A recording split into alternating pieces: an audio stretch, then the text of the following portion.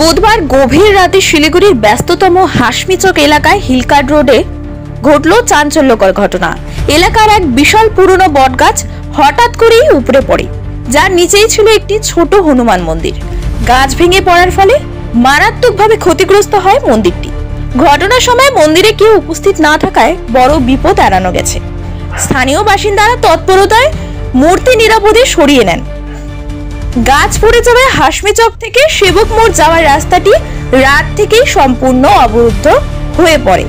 বৃহস্পতিবার সকাল থেকেই পুর নিগমের কর্মীরা ঘটনাস্থলে পৌঁছে গাছের ডাল গুড়ি কেটে রাস্তা পরিষ্কারের কাজ শুরু করেন। এখনো চলছে উদ্ধার কাজ। পুর নিগম সূত্রে জানা গিয়েছে, দ্রুত রাস্তা স্বাভাবিক করতে সর্বোচ্চ চেষ্টা চালানো হচ্ছে। স্থানীয়দের মধ্যে এই ঘটনাকে ঘিরে মিশ্র প্রতিক্রিয়া দেখা দিয়েছে। অনেকেই মনে করছেন পুরনো এবং ঝুঁকিপূর্ণ গাছগুলি আগে থেকেই চিহ্নিত করে ব্যবস্থা নেওয়া উচিত ছিল।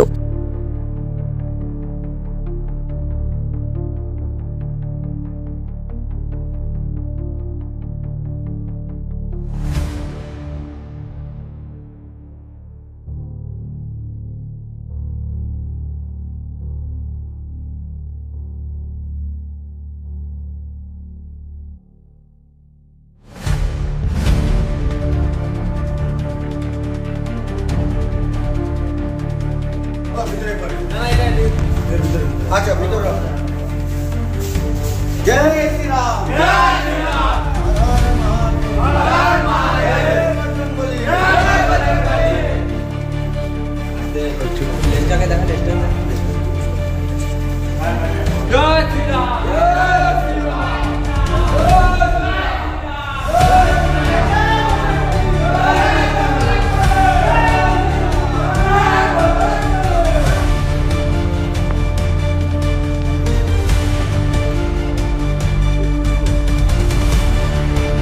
হলো আমাদের লোকাল ভাইরা আছে, এই লোকাল ভাইরা দেখে নিয়ে আমাদেরকে ফোন করছে, তারাও সাহস পাচ্ছে না, কিন্তু গাছটাও এখনো কাটা হচ্ছে না, যান চলাচল বন্ধ, খালি মন্দির আছে বলে।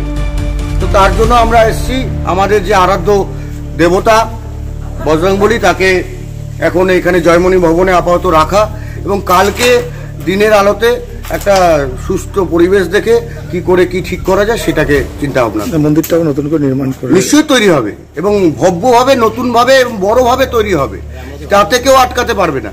কিন্তু এই বৃষ্টিতে তো গাছটা তো আপনার, দেখুন আমি আবারও বলছি, আগেও বলছি যে এই গাছটার পরিস্থিতি, গাছটা বহু বছর পুরনো, গাছটাকে ড্রেসিং করা, গাছ রক্ষণাবেক্ষণ করা, আপনারা দেখছেন এসএফ রোড থেকে গাছ তুলে তুলে নিয়ে অন্য জায়গায় পোতা হচ্ছে।